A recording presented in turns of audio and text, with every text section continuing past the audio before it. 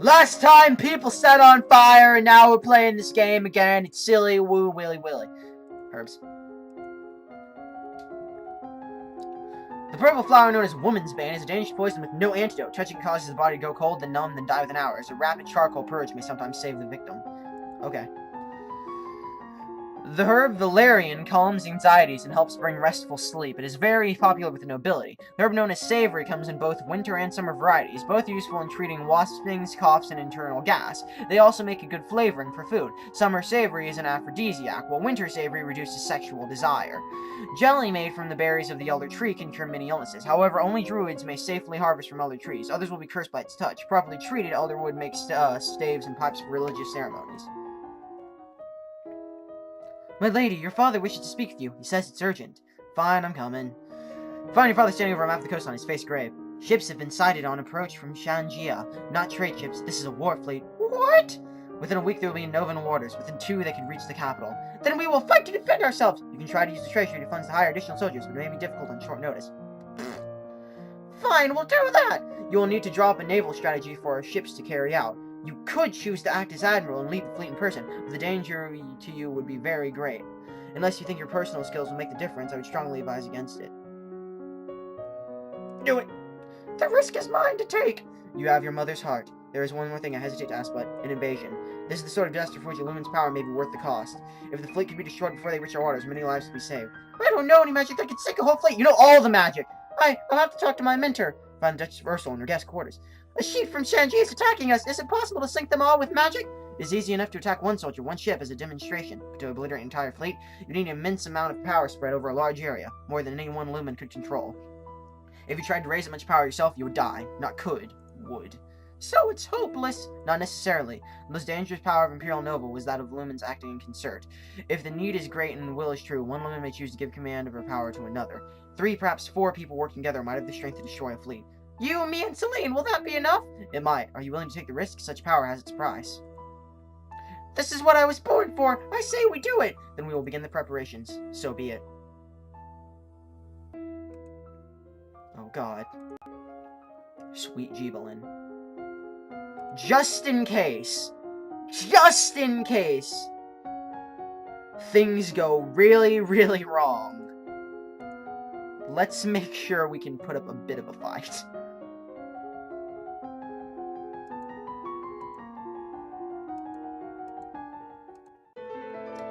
Danger on the high seas! You and your 2 fellow lumens join hands to focus your powers. Your magical training has paid off by allowing you to stage this attempt at a safe distance from the invading vessels of war. Far in the distance, you hear the roar of the ocean you have charmed as it buckles beneath the incoming ships, opening up a maw of void into which they tumble hopelessly. Wait, never mind. Like it keeps shaking for some reason. Then as they fall, the water rushes back and around them, washing over decks and pummeling hulls. Even from so far away, you can see the disturbance you have made rippling through the water. Dude, what's going on? Some of the Shanjians may survive, but the threat as an invasion is ended. Good job. Good job. Wander through the parts, blah blah blah blah blah.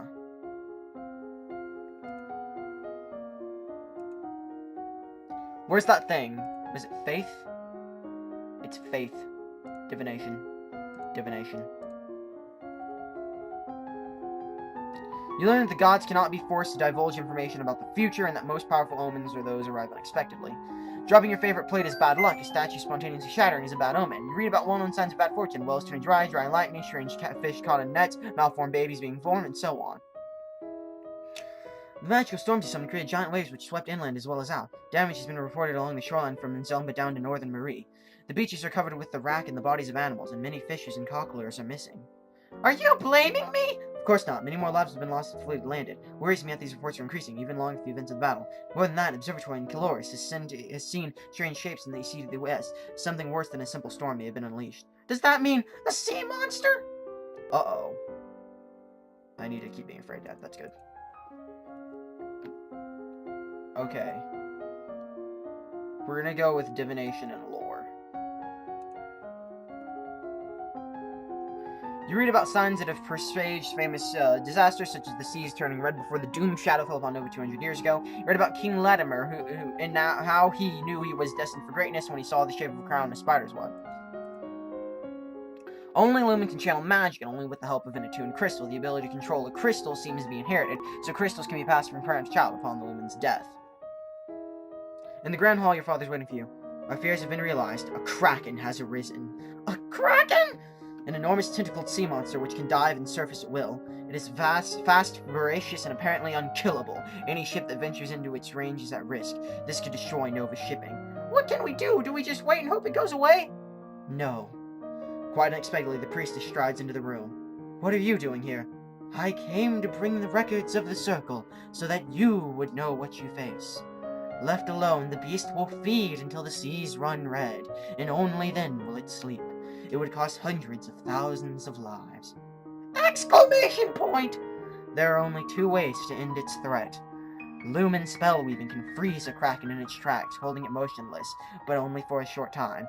If the spell is renewed every moon, giving the beast no time between castings to move freely, it should eventually sleep. How long would that take? Approximately 7 years. Years! But if at any point the spellcast is too weak, or is not renewed in time, it would break loose. And the treasury would be drained keeping up such a routine. What is the other way? It is well known that eldritch beasts can be driven out by sacrifice. The life force of a lumen or potential lumen on the cusp of adulthood would be the ideal choice. No! You will not take my daughter! You see, Elodie, this is why I told you to reject them. They are all witches! Even without her mother's crystal, she would still have been a potential lumen. Keeping her ignorant would not have kept her safe. I will not allow this! The choice belongs to the queen. Me? We'll have to do our best to seal the kraken away, no matter how long it takes. After all, isn't that what our magic is for? To defend the world from darkness? I will teach you the necessary spells. Must arrange the transportation. Very well. They have the same voice now.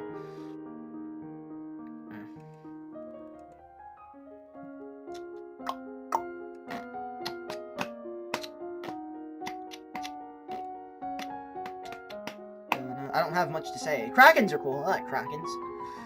You practice assuming a sitting position that allows you to be relaxed and tranquil without being so relaxed you're likely to fall asleep. You close your eyes and relax every muscle of your body, in turn letting that feeling travel down through you from your head to your fingertips and toes.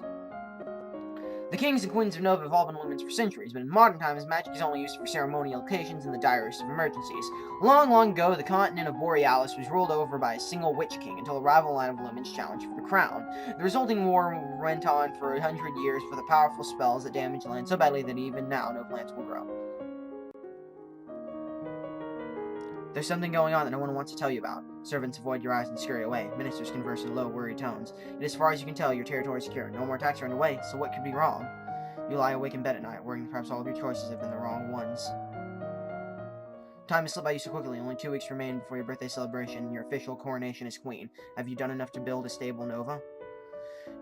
The first of your soon-to-be regular voyages is now set out with Celine on board. She appears to have some special affinity with seawater, which makes her the best choice to guide a vessel which hunts for the elusive beast. After all, you have to find it before you can enchant it. It is traditional for the palace to provide entertainment and refreshment for the common people when a new monarch is crowned. It is a rare opportunity for the poor of the land to dine like nobles. The size and scope of any such feast depends on what expense the royal treasury is willing to bear.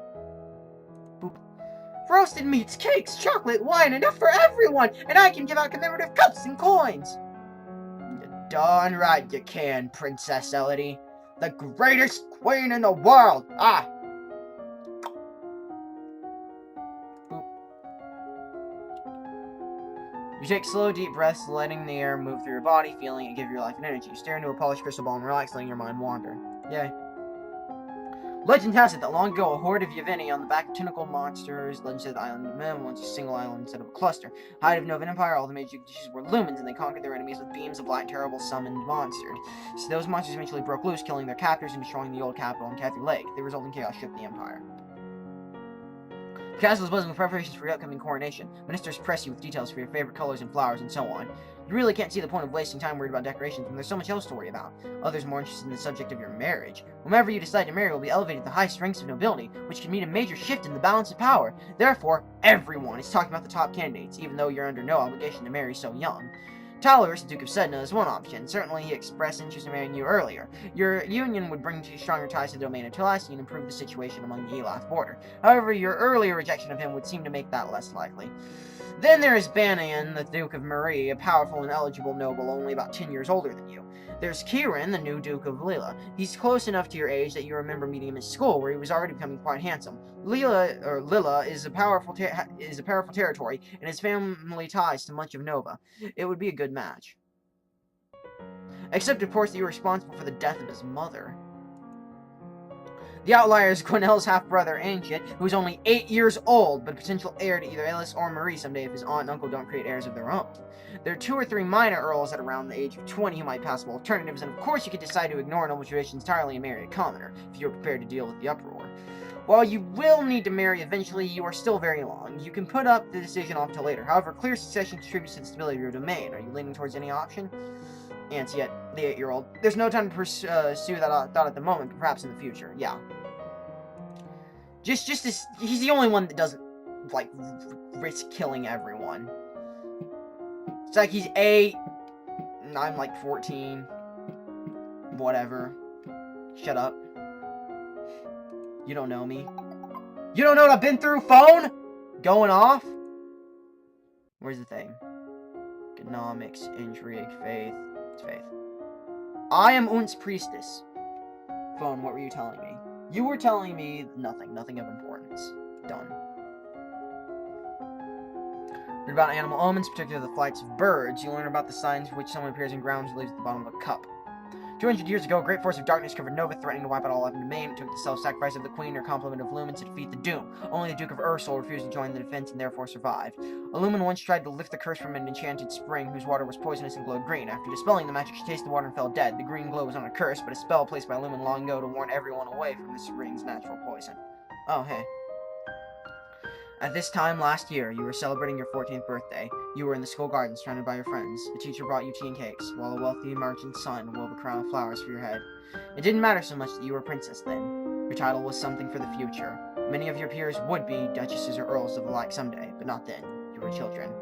Your parents could not attend on the actual day, but they did send wonderful gifts, some for you, and some for you to share. And a week later, they came for a visit, and your mother took you with her through the countryside in a splendid carriage. It was the last time you would ever see her. You wonder if, wherever she is, she can see you now. You are 15 years old, a legal adult, in Japan. You have worked and studied and suffered and prepared. Now the time has come. You kneel before the priestess, barely hearing her words as she recites the blessings. She calls upon the gods to deliver peace, wisdom, and prosperity to you and through you to all of Nova. And then she calls upon you for your oath of rulership. Will you guide and govern and protect your people to the best of your ability, according to law and custom? I will. Will you, to the best of your power, uphold the ideals of love, honor, justice, and mercy? I will. Lords and ladies assembled, I present to you your undoubted queen, who has sworn you her loyalty. You who have come to give homage, will you do the same? One at a time, the head of each duchy approaches your throne and kneels to swear his or her service to you and your heirs. People of Nova, I give you Elodie, daughter of Fidelia, your true sovereign. What say you all? Long live the Queen! Long live the Queen! Long live the Queen! Thank you. I will.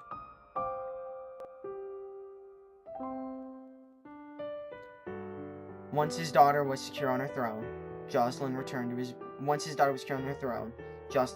birthplace to focus on his duties as Duke of Coloris. He was pursued by many women, but showed little interest in remarrying, directing them instead to his brother, the Duke of Mazomba.